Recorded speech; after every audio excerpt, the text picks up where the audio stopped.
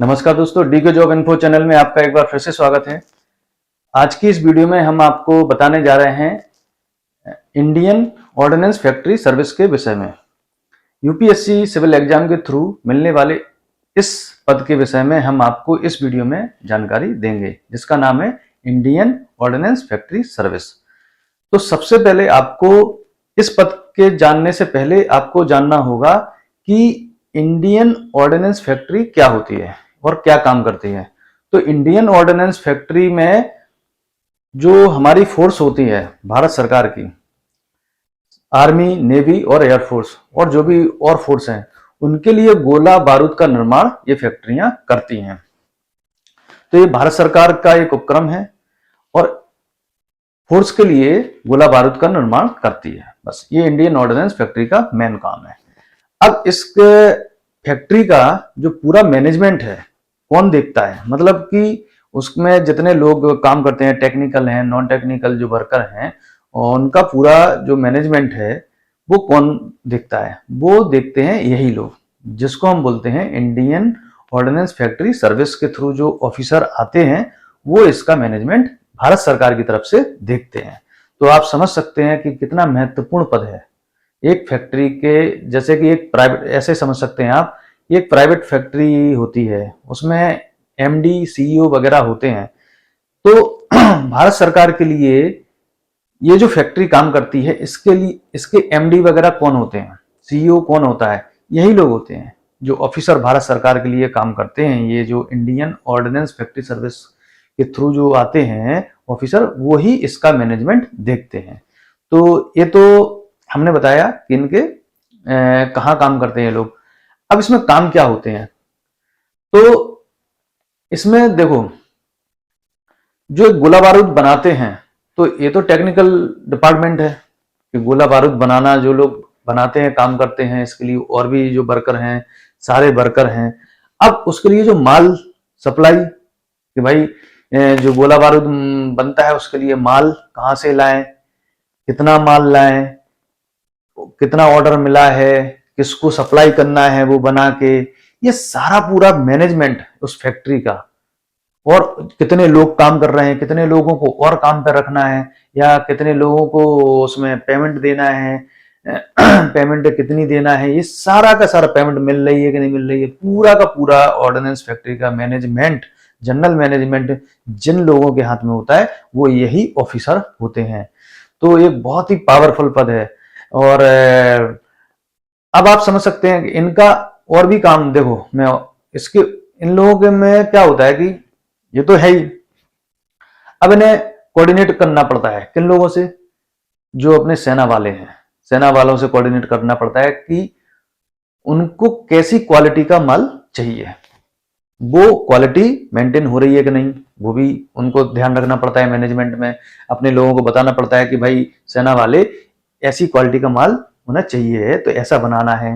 पूरा मतलब पूरी तरीके से मैनेजमेंट इनके हाथ में होता है। नेवी वालों से, एयरफोर्स वालों से, और साथ साथ में जो भी सेंट्रल फोर्सेस हैं उनसे कोऑर्डिनेट करके रखना है। अब और किस किस से कोऑर्डिनेट करते हैं लोग? हैं?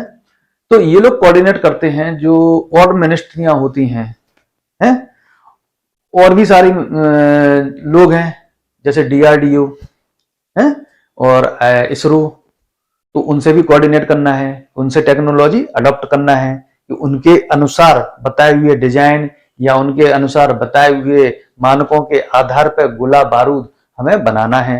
जो इसरो बनाते हैं मिसाइल, उसके अनुसार हमें कौन से गोला बारूद कैसे बनाना है। तो ये सारा का सारा पूरा मैनेजमेंट देखना, इन लोगों से कोऑर्डिनेट करना, ये सब कौन करते हैं? तो ये सारे के सारे काम यही ऑफिसर, जिनको हम बोलते हैं इंडियन ऑर्डिनेंस फैक्ट्री सर्विस के थ्रू जो ऑफिसर आते हैं, यही करते हैं। और ये एक ग्रुप ए यानी ए क्लास ऑफिसर होते हैं डायरेक्ट। तो आप समझ सकते हैं कितना महत्वपूर्ण पद है ये और कितने महत्वपूर्ण काम है इनके। पर ये अब देखो, इंडियन ऑर्डिनेंस फैक्ट्री जो होती है वो भारत सरकार की मिनिस्ट्री ऑफ डिफेंस के अंडर में आती है। तो ये लोग भी मिनिस्ट्री ऑफ डिफेंस के अंडर में आते हैं। अब मिनिस्ट्री ऑफ डिफेंस के अंतर्गत आते हैं, पर ये सेना का हिस्सा नहीं होते, ये सिविल सर्वेंट होते हैं, ये सिविल वर्कर होते हैं। तो ये एक सिविलियन ऑफिसर हैं ये, तो बहुत ही अच्छा पद है। अगर मैं आपसे कहूं कि आपको ये खाना पसंद है जिसका नाम आपने कभी सुना ही नहीं हो, तो आप क्या कहेंगे? नहीं। आपको कब उसमें रुचि जागेगी खाने में? जब आपको पता होगा कि ये खाना कैसा है, या फिर मैं बताऊं आपको कि ये खाना ऐसा ऐसा लगता है, आप इसे खा के देखिए, तो आप जरूर एक बार खाएंगे उसको, ठीक है। और जब आप खाएंगे तो आपको उसका स्वाद पता चलेगा, तो आप दोबारा भी खाएंगे अगर अच्छा लगेगा तो, है। ऐसे ही ये जो पद हैं, सिविल सर्विसेज के थ्रू मिलने वाले ये पद हैं, सब लोग तो सिर्फ आईएएस आईपीएस के विषय में जानते हैं, पर इनके विषय में ज्यादातर लोग नहीं जानते जो इस एग्जाम की तैयारी भी कर रहे होते हैं, ठीक है।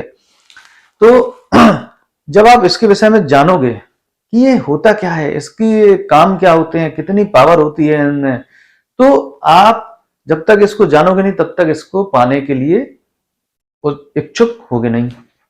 तो आप इसको जानें, यही हमारा मकसद है वीडियो बनाने का, कि इसके विषय में जानें। अगर आपको ये मिले तो आप इसको ले लें, अगर आप जाने तभी लें, और अगर आप जाने आपके अनुसार ये पद नहीं है तो ना भी लें। दोनों आपके ऑप्शन है, ये आपकी चॉइस पे होता है कि आपको ये करना है कि नहीं करना है। पर ये सब आप कब कर सकते हैं ऑप्शन? जब आप इसको जाने। तो इसके वर्ग के अनुसार अगर आपको ये लगता है कि वास्तव में बहुत ही अच्छा पद है और हमको ग्रुप ए डायरेक्ट ऑफिसर मिल रहा है भारत सरकार के अंतर्गत, तो आप जरूर इसको लें। तो सबसे पहली बात तो मैं आपको बताना देना चाहता हूं कि सिविल सर्विसेज एग्जाम जो होते हैं उसमें पास ही होना बहुत बड़ी बात होती है। एक साल में लगभग 1000 ऑफिसर जैसे 700-800 ऑफिसर जैसे पास होते हैं टोटल। तो आप समझ सकते हैं आपको तो लेना ही लेना है, तो मना तो कर ही नहीं सकते हो आप। फिर भी अगर आपको ये मिल गया तो बुरा नहीं है, अच्छा पद है, बहुत अच्छे पद होते हैं ये सारे के सारे। तो आशा करता हूं कि आपको ये वीडियो के माध्यम से इस पद के विषय में जानकारी मिली है, वो अच्छी लगी होगी। और अगर अच्छी लगी तो आप अपनी तैयारी अभी से चालू करें। और मैंने तैयारी के विषय में अपने पहले वीडियो जो कि आईएएस के विषय में बताया था, उसमें हमने तैयारी के विषय में बताया था कि सिविल सर्विसेज की तैयारी कैसे करें स्टार्ट। तो आप अगर तैयारी करना चाहते हैं तो वो वीडियो भी जरूर देखें इसके साथ साथ। तो आशा करता हूं कि आपको ये वीडियो बहुत अच्छी लगी होगी, और अगले वीडियो में हम आपके लिए और जो पद हैं सिविल सर्विसेज एग्जाम के थ्रू मिलने वाले जो और पद हैं उनके विषय में जानकारी लेकर आएंगे। तब तक के लिए नमस्कार।